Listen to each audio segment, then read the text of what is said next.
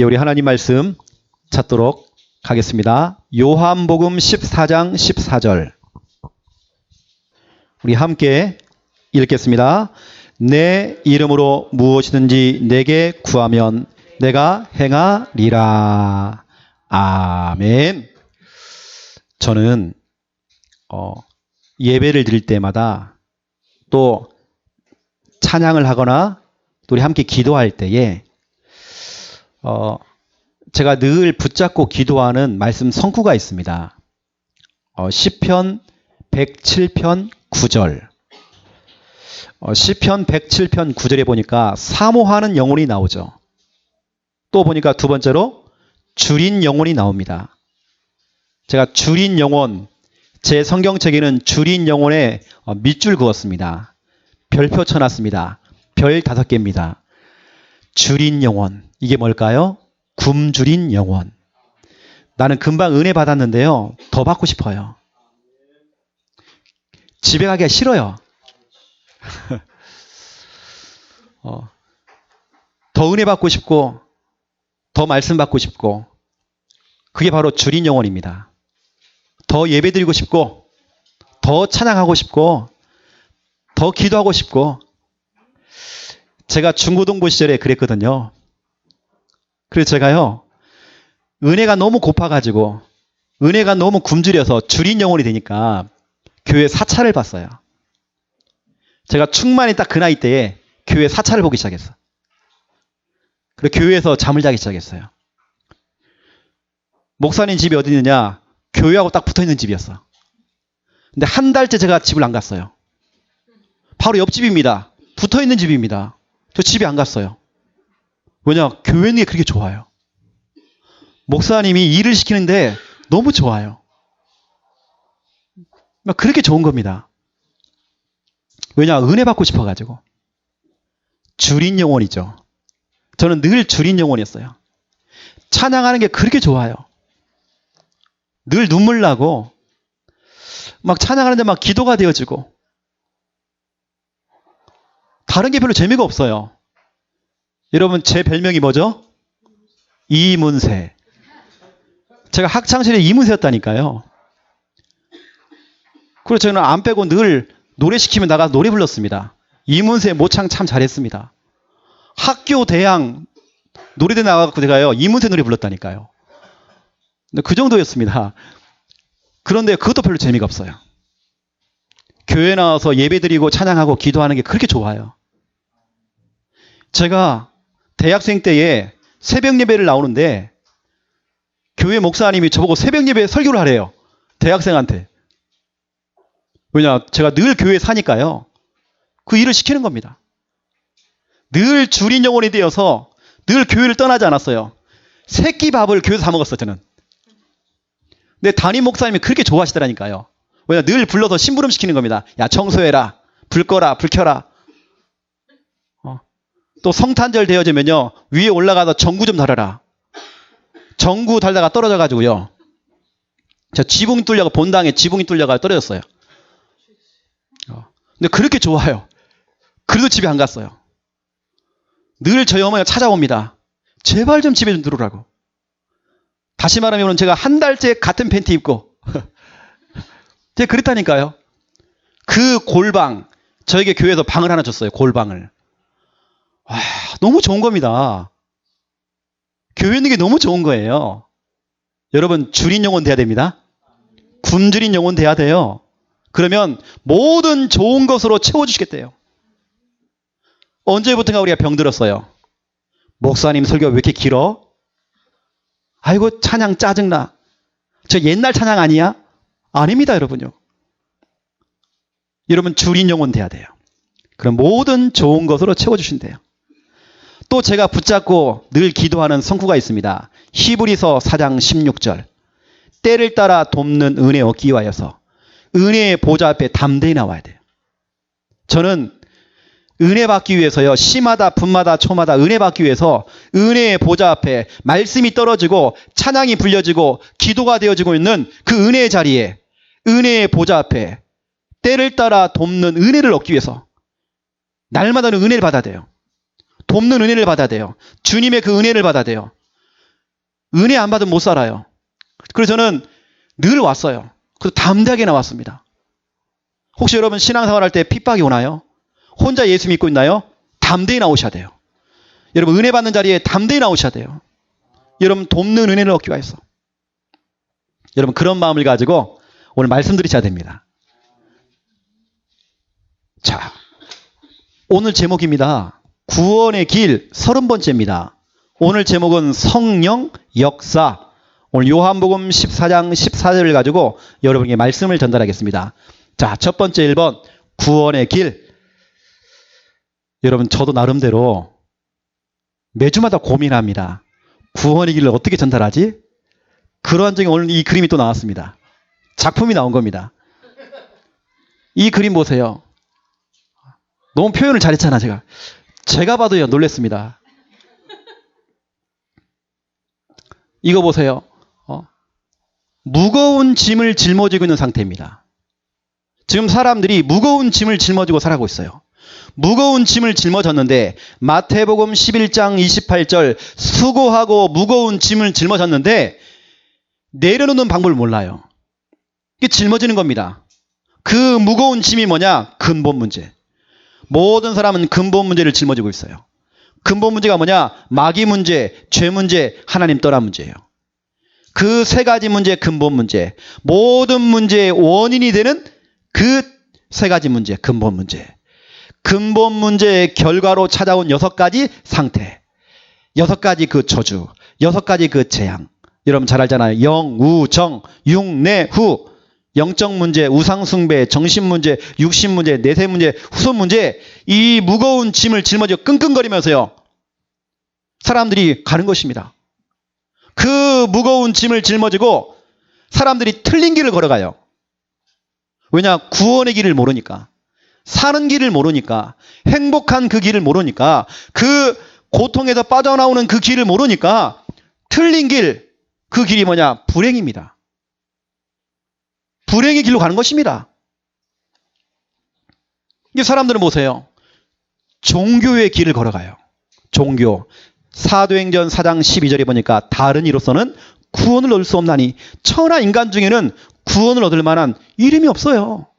어떠한 이름으로도 어떠한 종교로도 어떠한 방법으로도 안 된다니까요. 틀린 길을 가는 겁니다. 여러분 종교로 가면 안 돼요. 그리고 종교 생활도 안 됩니다. 교회에만 앉아있는 게 중요한 게 아니에요. 내가 직분을 받았다, 집사다, 권사다, 장로다 중요하지 않아요. 종교 생활이나 우상 숭배나 똑같습니다. 저 절간에서 불상 앞에 절을 하는 거나 교회에 앉아가지고요 멍하게 있는 거 똑같습니다. 실컷 교회 나와놓고 지옥 가요. 교회까지 앉아놓고는 뭐냐? 실패하는 겁니다. 교회에 앉아있는 게 중요한 게 아니에요. 종교입니다. 종교. 또 사람들은 이사야 64장 6절에 보니까 선행을 해요. 착한 일을 한단 말이에요. 근데 여기 보니까 헤어진 옷과 같대요. 이게 무슨 말입니까? 걸레는 빨아도 걸레예요. 죄를 가진 인간은 아무리 착한 일을 해도요 죄인이에요. 원죄를 가지고 있어요. 그 죄를 가진 인간은 절대 하나님 못 만나요. 아무리 착해도 안 돼요. 선행. 또 인간은 철학으로 갑니다. 골로새서 2장 8절 또 갈라디아서 4장 9절에 보면 너무 정확한 말이 나와요. 그 천박하고 연약한 세상 학문, 초등학문을 따르지 말으래요. 그 세상 학문에 종 노릇하지 말으래요. 여러분 세상의 과학, 의학, 철학을 가지고도 우리의 인생의 문제 해결이 안 됩니다. 이 인생의 무거운 짐을 내려놓는 방법이 없어요. 여러분 틀린 길을 가면 안 되는 겁니다. 이때 하나님께서 여러분에게 구원의 길을 주신 겁니다. 행복한 길을 주신 겁니다. 사는 길을 주신 겁니다. 모든 고통에서 빠져나오는 그 길을 주신 겁니다.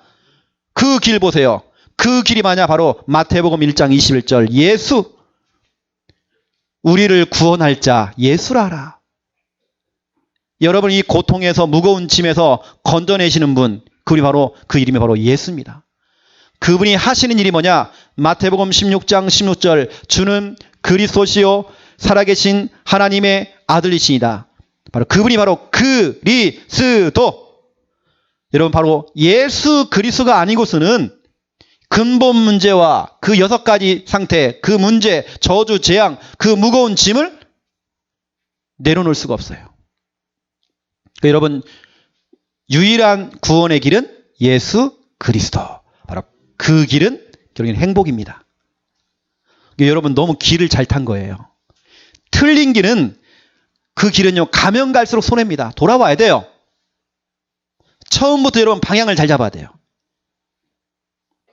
교회를 다녀주는 게 중요한 게 아닙니다. 정말 복음을 말해주는 교회를 가야 돼요. 복음이 선포되는 여러분 교회 속에 있어야 돼요. 실컷 교회 다녀놓고 실패한다니까요. 왜냐? 종교 생활이에요. 뭐 이렇게 뉴스에 들어보니까 어떤 당, 내가 무슨 당이라고 말 못하겠습니다. 새 땡땡당. 거기에 무슨 위원장? 목사가 왔죠, 목사. 여러분, 그 사람 목사 아닙니다. 종교 다원주의를 얘기하는 목사입니다. 옛날에 해방신학 했던 그런 목사입니다. 전혀 복음 없습니다. 성경을 갖고요, 성경과 헛소리하는 사람입니다. 우리가 볼 때는 목사가 이번에 이제 새 땡땡당 되겠구나. 아닙니다, 여러분요. 저 그렇다고 해서 민주당 편도 아닙니다. 민주주의 저 안 좋아해요. 저는 복음 좋아합니다. 사회주의고 민주주의고 다 필요 없어요, 여러분. 복음입니다, 우리는. 복음. 자, 두 번째 2번 보세요. 성령 역사. 여러분, 역사가 뭡니까? 하나님이 일을 하신다. 누가 일을 하신다고요? 내가 하면 안 돼요. 여러분이 용 쓰면 안 돼요. 하나님께서 일을 하셔야 돼요. 그게 바로 성령 역사입니다. 이게 너무 중요한 단어예요. 하나님이 일을 하시도록 만들어야 돼요. 자, 언제 하나님이 역사하십니까? 언제 하나님께서 일을 하십니까? 첫 번째 1번, 여러분이 기도할 때 하나님이 이 밤에, 이 시간에 하나님이 일을 하십니다. 비록 여러분이 이곳에서 기도하지만 응답은요, 여러분과 관련되어 있는 현장 속에 응답이 와요. 요한복음 14장 14절, 내 이름으로 기도하라. 그러면 내가 행하리라. 예수님께서 행하시겠대요. 이게 무슨 말입니까? 내가 일을 할 거야. 내가 움직일 거야. 너는 촐랑대지 마. 너는 앞에서 막 설치지 마. 내가 행할 거야. 너는 기도만 해. 일은 내가 할 거야. 성령으로 역사할 거야. 여러분 기도하면 하나님 일을 하십니다. 여러분이 자꾸 여러분 자녀를 자꾸 손대지 마세요. 여러분이 하려고 하지 마세요. 더 망가집니다. 여러분 기도하세요. 여러분 자녀를 두고요 가슴을 치면서 기도하세요. 여러분 남편을 자꾸 바꾸려고 바가지 긁지 마세요. 그걸로 되는 거 아닙니다. 만약에 바가지가 통한다. 그러면 자꾸 바가지 긁어야 돼요. 안 될걸요? 여러분 기도로 승부를 거세요. 기도할 때 하나님이 행하십니다. 하나님이 일을 하십니다. 여러분이 손대면 안 되는 거예요. 예레미야 33장 2절 3절입니다. 일을 행하시는 여호와 그랬어요. 누가 일을 하신다고요? 여호와 하나님께서. 나는 기도하고 하나님은 일을 하시고, 나는 기도하고 하나님은 영업을 띠시고, 나는 기도하고 하나님께서 내 자녀 길러주시고, 나는 기도하고 사업은 하나님이 하시고, 나는 기도하고 전도도 하나님이 하시고, 나는 기도하고 목회도 하나님이 하시고, 일을 행하시는 여호와. 여러분 몸에 너무 힘이 잔뜩 들어가 있어요. 힘 좀 푸세요. 여러분이 막 용을 쓰는 겁니다. 아닙니다. 힘 푸세요.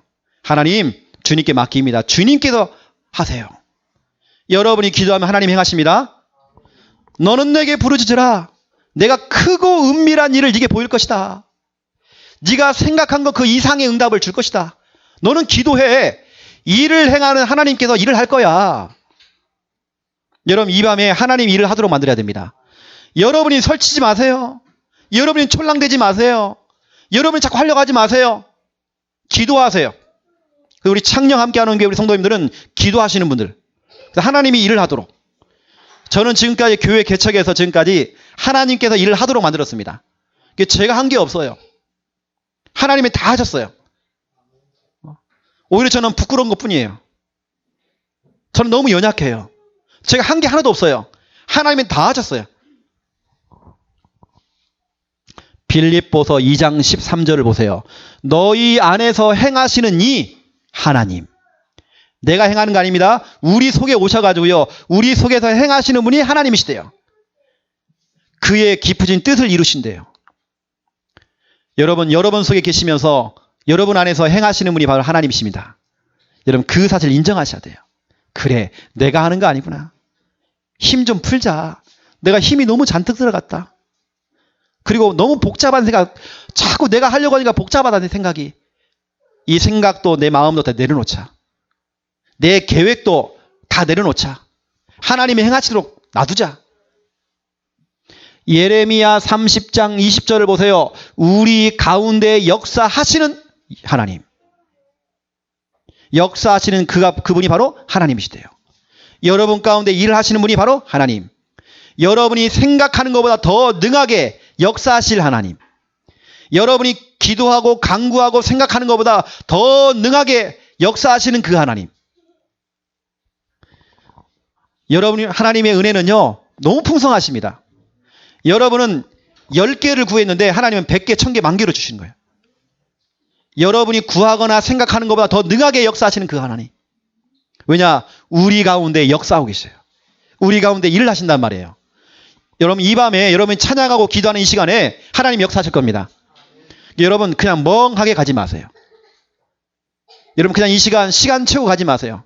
우리 랩런트들 오늘 특별히 나중에 불 다 끄잖아요. 그때 우리 랩런트 진짜 기도하세요. 우리 랩런트들 내 목사님이 지켜볼 거야. 다 녹음할 거예요. 소리내서 하는지 우진아 볼 거야. 알겠지? 소리 내는 거야. 자, 여러분 기도할 때 하나님이 일을 하십니다. 두 번째입니다. 말씀을 믿을 때 하나님이 일을 하셔요. 그리고 여러분은 말씀에 아멘 하셔야 됩니다. 아멘. 믿습니다. 고린도 후서 1장 20절. 우리는 아니오가 없어요. 하나님 말씀 앞에 우리는 아멘입니다. 예스, 예썰, 아멘. 데살로니가전서 2장 13절에 보니까 믿는 자 가운데서 역사하신대요.